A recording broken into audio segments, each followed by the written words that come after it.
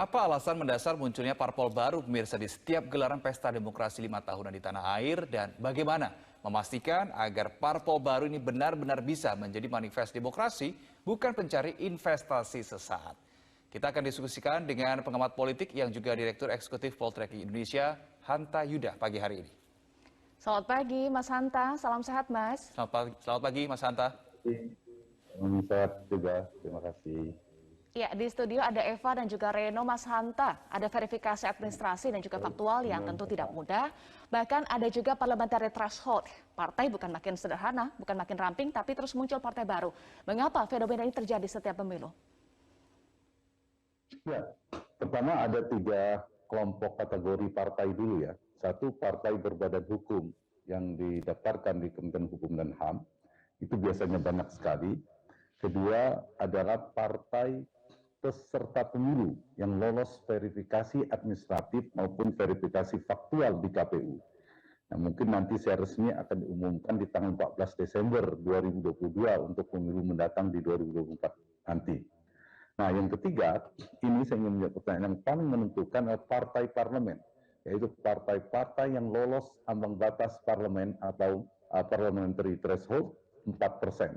Nah, karena itu saya kira fenomena ini akan nanti teruji lagi, akan terulang di setiap pemilu-pemilu. Menciutnya partai-partai itu nanti akan dilakukan secara seleksi secara regulatif, kemudian juga diseleksi oleh pilihan publik. Nah, mengapa ini muncul terus? Saya kira ada beberapa variasi ya penyebabnya.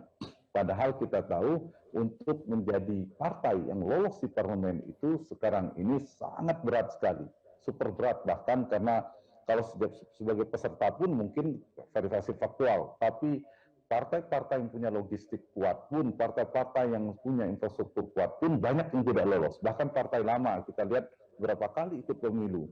Hanura terakhir lolos di parlemen, kemudian menjadi tidak lolos. Partai Bulan Bintang, PKPI, dan seterusnya, itu partai-partai yang terus mengikuti pemilu tetapi tidak lolos. Jadi apalagi ada partai baru yang kemudian tantangannya basisnya itu juga cukup berat, saya kira menjadi tantangan. Kenapa itu muncul? Saya kira beberapa variabel ya. Satu, dia tidak tunggal. Satu, biasanya ada kubu atau kelompok-kelompok politik yang tidak tuntas dalam pelembagaan kompetisi politik di internal partai. Nah, inilah yang muncul partai genealogi, pecahan dari partai-partai sebelumnya, yang kemudian ada pertarungan, ada faksionalisme di internal partai. Saya sebut saja, mungkin belum mendaftar ya, dari 9 atau 10 partai yang sudah daftar ke KPU untuk sekarang ini. Di PKS misalnya, dinamika politiknya muncullah gelora yang di ketua umumnya adalah Anies Mata, yang padahal Pak Anies Mata ini sebelumnya adalah Presiden Partai Keadilan Sejahtera. Sekarang membuat partai baru, karena sebelumnya ada pertarungan pemilihan Presiden partai itu, ketua umum partai membentuk partai baru. Yang kedua, kalau fenomena hari ini adalah Partai Amanat Nasional. Kita tahu ada kubu kuat pada saat itu, Zulkifli Hasan, kemudian ada yang didukung oleh Pak Amin Rais. Nah, kubunya Pak Amin Rais kalah dalam pertarungan dalam Kongres Partai Amanat Nasional, kemudian membentuk partai, namanya sekarang Partai Umat. Nah, kita tunggu apakah akan segera mendaftar atau tidak. Kemudian ada partai-partai baru yang memang berbasis pada tokoh-tokoh. Saya lihat kalau kita daftar, yang sudah mendaftar maupun yang belum, misalnya Pak Din Samsudin dengan pelita membentuk partai.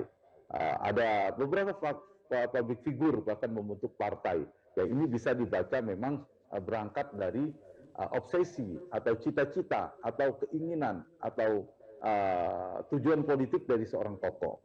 Itu juga muncul. Atau yang ketiga, ada dari kelompok komunitas atau bisa berbasis ideologi atau berbasis demografi atau bahkan berbasis geografis, itu membentuk partai politik. Jadi ada beberapa variasi-variasi pembentukan partai itu. Nah, poin saya, kalau dari beberapa faktor-faktor tadi kemudian dibuka regulasi kita, memang konstitusi ya memberikan ruang siapapun untuk membentuk partai, untuk berserikat dan berkumpul, termasuk membentuk partai politik, tapi di saat yang sama kan ada verifikasi faktual dan sebagainya. Nah, sama partai-partai baru, artinya baru yang dia tidak lahir di tahun 99 di pemilu era reformasi kita yang pertama kan 99. Kemudian muncul beberapa partai. Partai-partai itu kemudian yang lolos ada beberapa. Misalnya saya kasih contoh, kalau kita PDIP, Golkar, PKB, PAN, P3, itu kan partai yang sejak tahun 99. Nah, partai yang muncul belakangan itu yang lolos adalah Partai Gerindra, kemudian Partai Demokrat, dan yang terakhir adalah Partai Nasdem. Nah, tiga partai ini punya jejaring yang kuat. Dulu adalah tidak bisa dilepaskan dari misalnya partai utama, partai besar masa lalu, Partai Golkar. Yang kedua adalah tokoh-tokohnya, juga kaliber, ada Pak Surya Paloh, ada Pak Prabowo Subianto, dan lain sebagainya. Nah, ini juga menjadi variabel kalau kita ingin memperhatikan partai-partai yang baru. Nah, ini saya kira poin penting bagi partai baru, apakah punya peluang untuk bertarung di saat yang sama. Kansnya bagaimana, Mas Hanta, partai-partai baru ini bisa lolos? Gimana? Kansnya bagaimana? Peluang untuk partai-partai baru ini bisa lolos? Ya, saya kira kian berat ya, cukup berat, sangat berat untuk pemilu 24. Saya kembali pada basis analisa tadi. Kemarin saja ada dua partai sebenarnya yang cukup memiliki perbedaan diferensiasi dibandingkan partai-partai sebelumnya, itu Perindo dan PSI harapannya. Tapi nyatanya Perindo di 2019 itu hampir lolos, tapi tidak lolos juga, 3,sekian%, tidak sampai 4%. Padahal punya infrastruktur, logistik, media dan sebagainya. Yang kedua PSI. Nah, ini juga saya ingin menjawab pertanyaan itu, ini juga sulit, tidak lolos pada 2019 yang lalu. Kemudian juga partai-partai lama yang terus mengikuti seperti partainya Pak Yusril Iza Mahendra PBB ternyata kembali tidak lolos. Bahkan Hanura itu tadinya ada di parlemen menjadi tidak lolos. P3 itu hampir tidak lolos. Apalagi partai-partai baru ini saya kira makin berat potensi untuk memenangkan 4%. Karena itu untuk mendapatkan perolehan 4%, karena itu dibutuhkan salah satu variabel penting untuk mendongkrak elektabilitas atau tingkat keterpilihan mereka sampai 4% itu harus diperhatikan. Mas Hanta, kalau kita melihat Mas Hanta, kalau kita melihat partai ini kan boleh baru. Anda sebutkan tadi nama-namanya yang ternyata sebenarnya ini adalah wajah lama begitu di perpolitikan Indonesia. Apakah ini sebetulnya partai baru jangan-jangan terbentuk untuk mengakomodir kepentingan tokoh-tokoh yang sebelumnya ini tidak sempat terpenuhi begitu, atau seperti apa? Iya, itu salah satunya, variatif ya. Ada yang tidak diakomodir di partai lain kemudian membuat partai.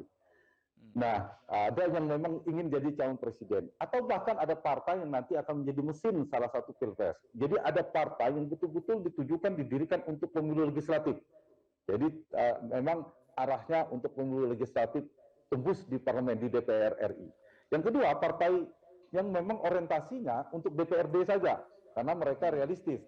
Karena DPRD tidak ada ambang batas 4%-nya. Kan ada beberapa partai yang tidak lolos di DPR RI, tapi mereka berada di DPRD. Itu juga ada partai yang variasi, yang seperti itu kategorinya.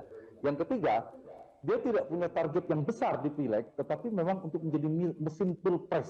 Nanti mesin pilpres yang kemudian ingin menjadi bagian dari pemenangan pilpres. Itu juga ada partai-partai yang muncul seperti itu. Jadi bergantung pada beberapa variasi. Dan ada memang figur-figur yang memang dia disiapkan. Nah, ini kita contohnya ya yang muncul di beberapa di gambar Metro TV. Ada partai memang ya membawa untuk kepentingan pribadi, cita-cita lah dalam makna lebih netral, cita-cita personal atau tokoh tertentu. Tapi kalau tokohnya itu tidak punya kekuatan seperti misalnya dulu Pak SBY dengan Demokratnya, ya mungkin akar partainya awal tidak kuat, tetapi terdongkrak oleh faktor figur, itu bisa juga untuk melampaui. Atau ada partai yang memang akarnya kuat. Nah, tidak ada saya lihat dari partai-partai baru hari ini. Ya, Mas Hanta, apakah ada kemungkinan juga ya terbentuknya partai-partai baru ini juga ada campur tangan begitu dari partai-partai besar yang sudah ada, yang sudah eksis untuk tujuan-tujuan tertentu, misalnya untuk memecah suara atau dengan tujuan lain?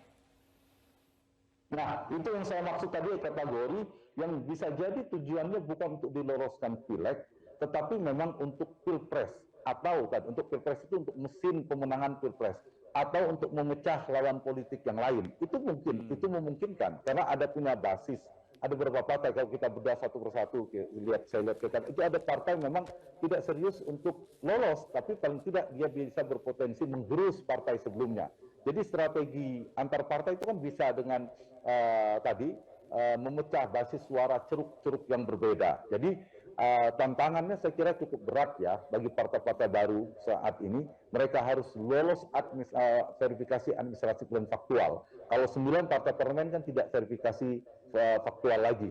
Ini sangat berat, tadi sudah disampaikan di prolog, bahwa harus punya kepengurusan di seluruh Indonesia, kemudian di setiap provinsi harus 75% kabupaten kota, kemudian kecamatan, di setiap kabupaten juga 75% kepengurusan. Ini cukup berat kalau dilakukan betul-betul oleh KPU nanti.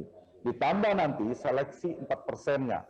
Jadi saya kira berat sekali dari verifikasi. Yang kedua, tantangannya ya, sebelum itu, tantangannya semua partai sekarang ini punya basis cukup kuat. Tren mereka stabil, mulai dari PDI Perjuangan, Golkar, Gerindra, Partai Nasdem, Partai Kebangkitan Bangsa, dan seterusnya. Kalau kita lihat dari tren survei, partai-partai ini stabil. Kecuali kalau kita lihat dari tren elektabilitas mereka ambruk, semua turun.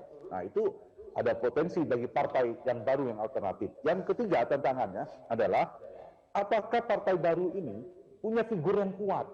Sosok yang bisa dicangkokkan elektabilitasnya, magnet elektoralnya kepada partai. Saya belum menemukan partai-partai baru seperti fenomena sebelumnya, itu seperti misalnya Gerindra, Demokrat, itu tidak ada. Yang sekuat itu yang bisa mendongkrak sekaligus menjadi capres, itu belum ada. Yang keempat adalah kekuatan logistik. Kekuatan logistik ini dia sangat menentukan. Ya mungkin semua ada standar pasti. Yang sangat kuat juga. Satu lagi adalah partai baru ini dia harus tampil punya diferensiasi yang kuat, beda, punya alternatif. Tapi kan kita belum melihat bedanya itu dengan partai-partai yang ada. Nah karena itu saya kira dari 5 yang saya buat ini belum ada satupun partai yang mencolok kuat, meskipun ada 1-2 kemudian cukup punya akar ya, misalnya Gelora punya akar dari PKS-nya, kemudian Partai Umat ada tarik dengan Partai Amanat Nasionalnya. Meskipun juga diisi dengan wajah-wajah politikus lama begitu ya di Indonesia, masih belum dinilai masih belum terlalu kuat. Baik, terima kasih Direktur Eksekutif Poltreking Indonesia, Mas Hanta Yuda. Baik, terima kasih Mas Hanta untuk waktunya sudah bergabung bersama kami di Metro Pagi Prime Time. Salam sehat, Mas Hanta.